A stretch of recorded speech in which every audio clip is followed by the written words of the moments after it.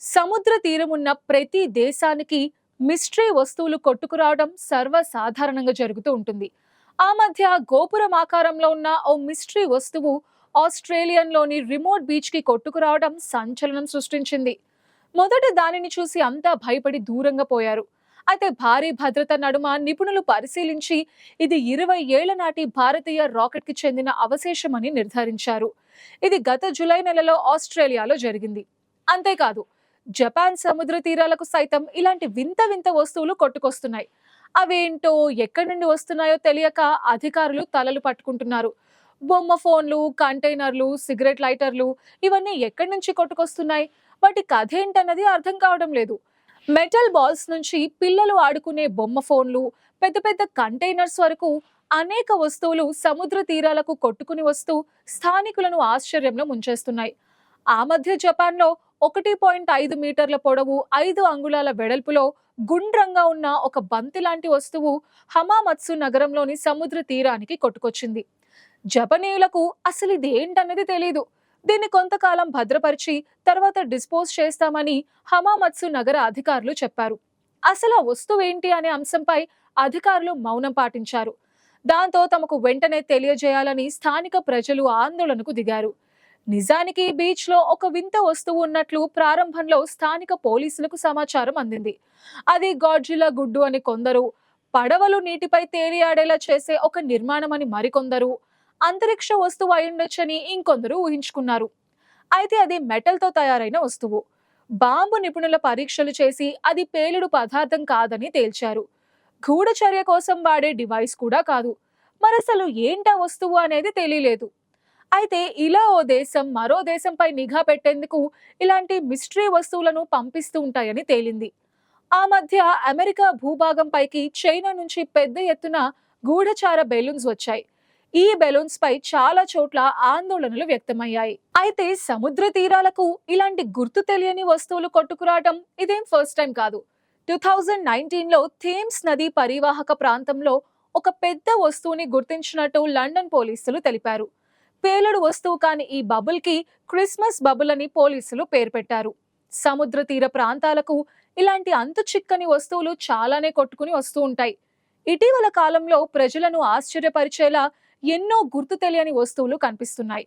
2022లో ఫ్లోరిడాలో 24 మీటర్ల పొడవైన చెక్క, ఇనుముతో చేసిన ఒక అనుమానాస్పద వస్తువు కనిపించింది.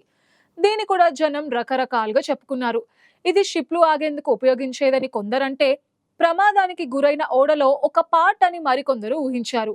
35 ఏళ్లుగా బ్రిటనీ తీర ప్రాంతంలో నివసించే వారికి బొమ్మ టెలిఫోన్లు కొట్టుకొస్తూ కనిపించాయి. ఇవి ఇలా ఎందుకు కొట్టుకొస్తున్నాయో, ఎక్కడి నుండి వస్తున్నాయో చాలా కాలంగా అర్థం కాలేదు. చివరికి దీనికి కారణంగా ఈ మధ్య సముద్రంలో దొరికిన కంటైనర్ అని తేల్చారు. మునిగిపోయిన ఈ కంటైనర్లో ఈ బొమ్మలు ఉండి ఉంటాయని, అవే ఇలా కొట్టుకొచ్చాయని వారు నిర్ధారణకు వచ్చారు. దశాబ్దం క్రితం జుపిటర్ అనే పేరు రాసి ఉన్న రబ్బర్ బ్లాక్లు యూరోప్, యూకేలలోని బీచ్లలో కనిపించాయి. ఒకటి తర్వాత మరొకటి ఇలా చాలా రబ్బర్ మెటీరియల్ బ్లాక్లు వాకింగ్ కు వెళ్లిన ప్రజలకు కనిపించాయి. ఇవి ఇండోనేషియా నుంచి వచ్చి ఉండొచ్చని భావించారు. 2020లో కూడా స్కాట్లాండ్ లో వీటిని కనుగొన్నారు. ఈ రబ్బర్ బ్లాక్లను 19వ శతాబ్దం, 20వ శతాబ్దం మధ్య వరకు వాడినట్టు బీబీసీ అంతకుముందు రిపోర్ట్స్ లో పేర్కొంది. 2018లో కాలిఫోర్నియాలో అతిపెద్ద బురుజు లాంటి వస్తువును గుర్తించారు. కొంతమంది దీన్ని అంతరిక్షం నుంచి పడిన వస్తువుగా భావించారు. అయితే స్థానిక అధికారులు దీన్ని మరింతగా పరిశీలించి ఇది ఓడల దిక్సూచి అని తేల్చారు. నౌకలు ప్రమాదంలో పడినప్పుడు దాని బరువు తగ్గించే క్రమంలో నౌకలోని గార్బేజ్ ని, ఇతర వస్తువులను నీటిలో పడవేయడం జరుగుతూ ఉంటుంది. కొన్ని అడుగు భాగానికి చేరుకోగా ప్లాస్టిక్ లాంటి వస్తువులు మాత్రం నీటిలో తేలియాడుతూ తీర ప్రాంతాలకి కొట్టుకొస్తూ ఉంటాయి. ప్లాస్టిక్, రబ్బర్తో తయారైన వస్తువులు సముద్రాల్లో దశాబ్దాల పాటు అలానే ఉంటాయని, వేలాది మైళ్లు ప్రయాణిస్తాయని ఇటీవల సముద్రానికి కొట్టుకొచ్చిన వస్తువులను పరిశీలిస్తే తెలుస్తోంది. 2020లో బ్రిటన్ దీవుల్లోని బీచ్లలో కనిపించిన వస్తువుల జాబితాను నేషనల్ ట్రస్ట్ రిలీజ్ చేసింది. వీటిలో రష్యాకు చెందిన దోమలు, కీటకాలను చంపే స్ప్రే బాటిల్స్, సౌదీ అరేబియా నుంచి కొట్టుకొచ్చిన ఏరోసాల్ క్యాన్, 1976 నాటి క్రిస్ ప్యాకెట్, 1980 పిక్నిక్ చెందిన వస్తువులు ఉన్నాయి. ఇలా సముద్రంలో కొట్టుకొచ్చిన వస్తువులు ఎక్కడి నుంచి వస్తున్నాయనే విషయాన్ని పరిశోధకులు సముద్ర ప్రవాహాల మ్యాప్లను వాడుతూ కనుగొంటూ ఉంటారు. 1980 నుంచి సముద్ర శాస్త్రవేత్తలు నీళ్ల మీద తేలియాడుతూ కొట్టుకొచ్చే వస్తువులను గుర్తించే పరికరాన్ని తయారు చేశారు. నీటిలోకి పంపిన తర్వాత ప్రతి కొన్ని గంటలకి ఆ పరికరాలు తాము ఏ స్థానంలో ఉన్నాయనే మెసేజ్ ని సముద్ర శాస్త్రవేత్తలకు చేరవేస్తూ ఉంటాయి. ఇవి పంపిన డేటాని వాడుతూ దశాబ్దాల క్రితమే సముద్ర శాస్త్రవేత్తలు ఇంటరాక్టివ్ మ్యాప్ ని ఏర్పాటు చేశారు. ఈ మ్యాప్ ద్వారా ఎంత దూరం ఇవి ప్రయాణిస్తున్నాయని కనుగొంటున్నారు. సముద్రంలో ఒక పాయింట్ దగ్గర క్లిక్ చేస్తే కొన్ని రోజులు, వారాలు, నెలల తర్వాత ఈ వస్తువు ఎంత దూరం ప్రయాణించి ఆగగలుగుతుందో ఈ మ్యాప్ చెప్తుంది. ఫర్ ఎగ్జాంపుల్, జపాన్ తీరంలో ఒక వస్తువుని సముద్రంలోకి వదిలితే 3 ఏళ్ల తర్వాత అది కాలిఫోర్నియా తీర ప్రాంతానికి చేరుకుంటోంది. కొన్నిసార్లు ఈ వస్తువులే సముద్ర ప్రవాహాలను మ్యాప్ చేసేందుకు శాస్త్రవేత్తలకు సహాయంగా నిలుస్తున్నాయి. దీనికోసం 29,000 ప్లాస్టిక్ తాబేలు, కప్పలు, బాతులను 1992లో ఎవర్ లారెల్ షిప్ నుంచి పసిఫిక్ మహాసముద్రంలోకి విడిచిపెట్టారు. వీటిని సముద్రంలోకి విడిచిపెట్టి దశాబ్దం దాటిన తర్వాత కూడా వీటిని తీర ప్రాంతాల్లో కనుగొంటున్నారు. ఇవి ఎంత దూరం ట్రావెల్ చేశాయి, ఏ ఏ ప్రదేశాల్లో ట్రావెల్ చేశాయి, ఎక్కడికి చేరుకున్నాయో ట్రాక్ చేసేందుకు పరిశోధకులకు ఇవి సహాయపడ్డాయి. జపాన్లో కొట్టుకు వచ్చిన గుండ్రని వస్తువు విషయానికొస్తే పరిశోధకులు సముద్ర ప్రవాహాలను మ్యాప్ చేసేందుకు వీటిని ఉపయోగిస్తారని తెలిపింది. ఇలాంటి పరిశోధక పరికరాలు సముద్రంలో పడేస్తున్న ప్రింటర్ ఇంక్ క్యాట్రిడ్జ్లు, syringes, golf balls, business cards, drink bottles వరకు మ్యాప్ చేసేందుకు కూడా ఉపయోగపడుతున్నాయని కగోషిమా యూనివర్సిటీ చెప్తోంది. సముద్ర ప్రవాహాలను ట్రాక్ చేసేందుకు సిగరెట్ లైటర్స్ ని కూడా యూజ్ చేస్తున్నట్టు నివేదికలో తెలిపింది. వాడి పడేసే లైటర్స్ కూడా సముద్రపు చెత్తలో ఒకటి. వీటిపై ఏ దేశంలో లేదా ఏ నగరంలో దీన్ని వాడారో సమాచారం ప్రచురితమై ఉంటుంది. లైటర్ ఎక్కువ కాలం పాటు సముద్రంపై తేలియాడే స్వభావాన్ని కలిగి ఉంటుంది.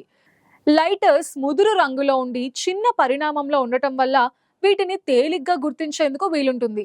7 ఏళ్లుగా జపాన్ నుంచి అమెరికా వరకు ఉత్తర పెసిఫిక్ ప్రాంతాల్లో తీరాల నుంచి 79,948 లైటర్లను సేకరించినట్టు అధ్యయనంలో తేలింది. ఏషియా, అమెరికాలో ఈ సముద్రపు చెత్త ఎటువైపు కొట్టుకుని పోతుందో ట్రాక్ చేసేందుకు, మ్యాప్ చేసేందుకు ఇవి ఉపయోగపడుతున్నాయని చెప్తున్నారు. బీచ్లలోకి కొట్టుకుని వస్తున్న చెత్త, కాలుష్యపు ప్లాస్టిక్ ఎక్కడి నుంచి ఎక్కువగా వస్తుందో మెరుగ్గా అర్థం చేసుకునేందుకు దేశాలకు సహాయపడుతుంది. సముద్రాలపై పయనిస్తున్న ఈ చెత్త ప్రపంచంలో కొత్త ప్రాంతాలను కనుగొనేందుకు కూడా సహాయంగా నిలుస్తున్నాయి. 2011లో జపాన్ ని సునామీ ముంచెత్తింది. అప్పుడు 5 మిలియన్ టన్నుల చెత్త సముద్రంలోకి కొట్టుకుపోయింది. పశ్చిమ అమెరికా, కెనడా తీరాలకు కొట్టుకు రావడానికి ముందు కొన్ని వస్తువులు నార్త్ పెసిఫిక్ లో ఏడాదికి పైగా నీళ్లపైనే తేలియాడాయి.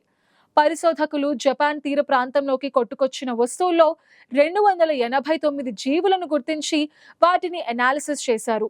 వీటిలో ఉత్తర పెసిఫిక్ సముద్రపు స్టార్ ఫిష్ వంటివి కూడా ఉన్నాయి. ఇవి తీర ప్రాంతాలకు కొట్టుకుని రావడంతో తీవ్ర ఆందోళన వ్యక్తమవుతోంది. స్థానిక జీవ వైవిధ్యం అంతరించుకుపోతుందన్న భయాందోళనలు ఉన్నాయి.